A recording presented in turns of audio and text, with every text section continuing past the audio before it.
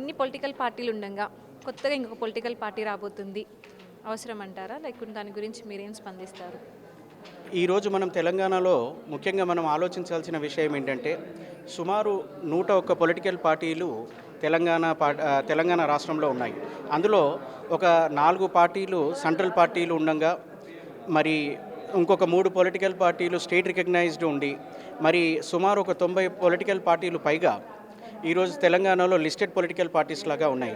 కానీ ఇన్ని పొలిటికల్ పార్టీలు ఉండగా కూడా ఈరోజు ప్రథమంగా ఓన్లీ ఒక కాంగ్రెస్ పార్టీయా, బీజేపీ పార్టీయా, బీఆర్ఎస్ పార్టీయా ఈరోజు సమస్యల మీద పోరాడుతుందా అని మనం గమనిస్తే ఎక్కడ కూడా ప్రజల మధ్యలో వారు చేసేది ఏమీ లేదు. ఎక్కడేసిన గొంగడ అలానే. అంటే ఎలక్షన్కి ముందు ఒక తీరు, ఎలక్షన్ తర్వాత ఒక తీరు. పేద ప్రజలకి, బడుగు బలహీన వర్గాల కోసము, ఎస్సీ ఎస్టీల కోసము ఎక్కడైనా మనం గమనిస్తే ఎక్కడ కూడా న్యాయం లేదు. ఈరోజు విద్యార్థులు పోరాడుతున్నారు. ఈరోజు విద్యార్థుల జీవితాలతోని చెలగాటమాడుతున్నారు. ఈరోజు విద్యార్థులని ఫీజులు ఇష్టం వచ్చినట్టు పెంచుతున్నారు. గవర్నమెంట్ ఏమైనా చర్య తీసుకుంటున్నారా? లేదు. పోనీ అటు బీసీ వర్గాల కోసం ఇచ్చిన రిజర్వేషన్ కొరకు ప్రామిస్ చేస్తూ మేనిఫెస్టో రిలీజ్ చేశారు. మరి అటువంటి బీసీ మేనిఫెస్టోని ఏదైనా కంక్లూడ్ చేశారా ఇష్యూ మీద అంటే అది లేదు. పోనీ అలానే ఎస్సీ ఎస్టీల కోసం రిజర్వేషన్స్ కొరకు మాట్లాడారు, అవి లేవు. అవుట్సోర్సింగ్ విద్యార్థుల కోసము, అవుట్సోర్సింగ్ ఎంప్లాయ్మెంట్ కొరకు అవి లేవు. అలానే చూస్తే డబుల్ బెడ్రూమ్ల సమస్యలు, మరి అదేవిధంగా నిధులు నియామకాలు ఇవన్నీ కూడా గమనిస్తూ ఉంటే ఎలక్షన్కి ముందు ఒక తీరు, ఈ పొలిటికల్ పార్టీ ఇది ఎజెండా ఒకటే, ఓట్ బ్యాంక్ పాలసీ లాగా ఉన్నారు.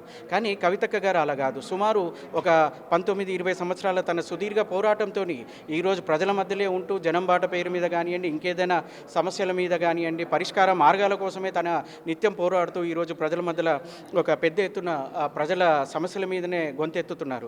అటువంటి కవితక్క గారు ఒక మహిళా లీడర్షిప్, ఈరోజు ఉద్యమ నాయకురాలు, అవన్నీ కూడా మనం గమనిస్తే తన యొక్క ఎక్స్పీరియన్స్, తన యొక్క ఎక్స్పర్టీస్, నాలెడ్జ్ ఏదైతే ఉందో ఈరోజు మన ప్రజలకు అవసరమో, మరి ముఖ్యంగా మన తెలంగాణలో ఒక మార్పు రావాలంటే, ఒక దీర్ఘమైన డెవలప్మెంట్ రావాలంటే, సస్టైనబుల్ గ్రోత్ రావాలంటే కవితక్క గారి నాయకత్వము, కవితక్క గారి లీడర్షిప్ మనకు అవసరం అనేది మేము అందరం కూడా గట్టిగా నమ్ముతున్నాము. ప్రజలు కూడా నమ్ముతున్నారు, ప్రజలు కూడా స్వాగతిస్తున్నారు. ఎన్నో విషయాల మీద కవితక్క గారు ఈరోజు ముందుకు నడుస్తున్నారు. రేపు ప్రజలు 21 తారీఖు రోజు పెద్ద ఎత్తున వచ్చి సుమారు 60-70 వేల మంది మాకు ఉన్న ఫాలోవర్స్ తెలంగాణ జాగృతి తరఫు నుండి, యావత్ తెలంగాణ నుండి మరి నాయకులు అందరూ కూడా తరలి వస్తున్నారు. మేము అందరం కూడా స్వాగతిస్తున్నాము. కవితక్క గారి నాయకత్వం మీద పెద్ద నమ్మకం ఉన్నది.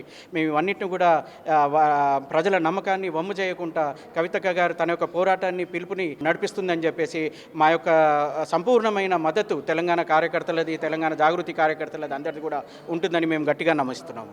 ప్రజాగళం ఛానల్ని సబ్స్క్రైబ్ చేయండి, లైక్ చేయండి, షేర్ చేయండి.